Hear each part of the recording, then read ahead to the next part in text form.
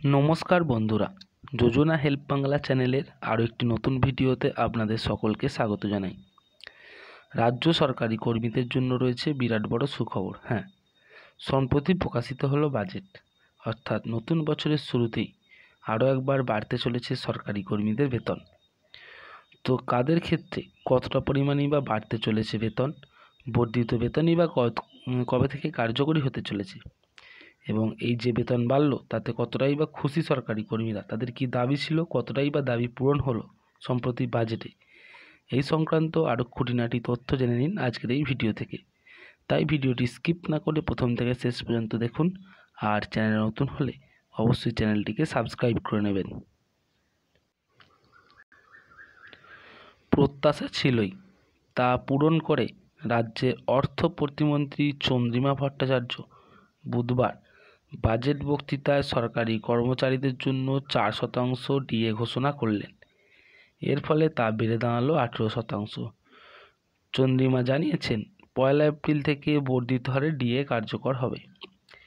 2026 সালে বিধানসভা নির্বাচনের আগে এবারের বাজেটে মুখ্যমন্ত্রী মমতা বন্দ্যোপাধ্যায়ের সরকার শেষ পূর্ণাঙ্গ বাজেট। তাই এই বাজেটে রাজ্য সরকারি কর্মচারীদের আশা ছিল যে বড় অঙ্কের মহার্ঘ ভাতা ঘোষণা করা হবে। কেন্দ্রীয় সরকারি কর্মীদের সঙ্গে এখনও 35% ফারাক থাকলেও এক ধাপে 4% বর্ধিত হারে ডিএ পেতে চলেছেন রাজ্যের সরকারি কর্মীরা। মুখ্যমন্ত্রী মমতা বন্দ্যোপাধ্যায় বলেছেন, পে কমিশনের টাকা সহ বর্ধিত ডিএ সরকারি কর্মীরা পাবেন, ফলে টাকার পরিমাণ অনেকটাই বাড়বে। সম্প্রতি প্রধানমন্ত্রী নরেন্দ্র মোদী সরকার কেন্দ্রীয় সরকারি কর্মীদের জন্য 8ম পে কমিশন ঘোষণা করেছেন। এই ঘোষণার পরই কেন্দ্রীয় সরকারি কর্মচারী ও পশ্চিমবঙ্গের রাজ্য সরকারি কর্মচারীদের মধ্যে বেতন ডিএর পার্থক্য উল্লেখযোগ্যভাবে বৃদ্ধির পথে। তাতেই ডিএ নিয়ে দীর্ঘদিন ধরে আন্দোলনরত রাজ্য সরকারি কর্মচারীদের সংগঠনগুলির দাবি আরও জোরালো হয়েছিল।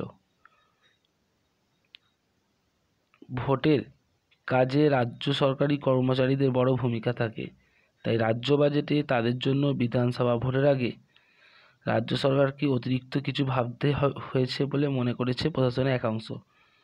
বর্তমানে কেন্দ্রীয় সরকারি কর্মচারীরা 53% হারে ডিএ পাচ্ছেন, কিন্তু পশ্চিমবঙ্গের সরকারি কর্মচারীরা 14% হারে পাচ্ছিলেন। কেন্দ্র ও রাজ্য সরকারি কর্মচারীদের বেতনে এই উল্লেখযোগ্য ফারাকের কথা তুলে ধরেছিলেন বিরোধী দলনেতা শুভেন্দু অধিকারী। এই পরিস্থিতিতে কিছুটা চাপ তৈরি হয়েছিল নবান্নের উপর। এই পরিস্থিতিতে বুধবার 18% ডিএ ঘোষণা করলেন মমতা সরকার। তো বন্ধুরা, আগে ছিল 14% ডিএ, সেটা রাজ্য বাজেটে 4% হারে বাড়িয়ে 18% করা হয়েছে, অর্থাৎ বৃদ্ধি হয়েছে কিন্তু খুব অতি নগণ্য।